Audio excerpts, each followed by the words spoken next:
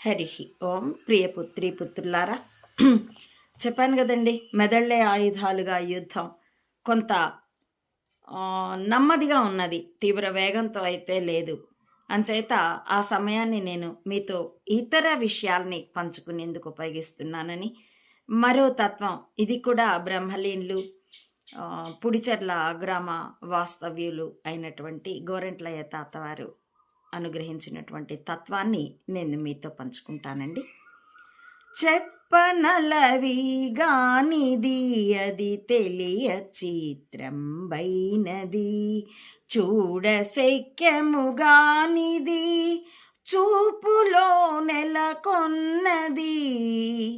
చెప్పనలవిగానిది అది తెలియ చిత్రంబైనది, ఎరుక మరుపులు లేనిది గురు తరుపున మరుగైనది.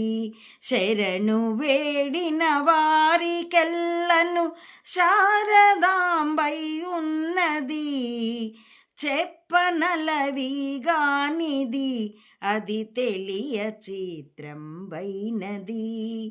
భావభావముగానిది పరశక్తి రూపంబైనది, భ్రమలు దీరిన బ్రహ్మ విధులకు భావమై తానున్నది. చెప్పనలవిగానిది అది తెలియ చిత్రంబైనది, నీవు నేననరానిది నిఖిల రూపంబైనది.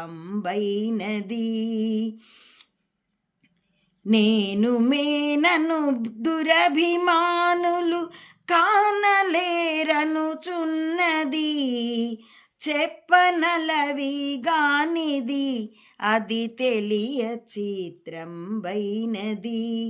త్రివిధ తాపములేనిది త్రికూటమందునయున్నది, పాప పుణ్యములేనిది పరంజ్యోతి రూపంబైనది. చెప్పనలవిగానిది అది తెలియ చిత్రంబైనది, మేరు శిఖరాగ్రంబున మెరయుచు తానున్నది, వారి జంబుల నారు దాటిన వశము నేననుచున్నది. చెప్పనలవిగానిది అది తెలియ చిత్రంబైనది,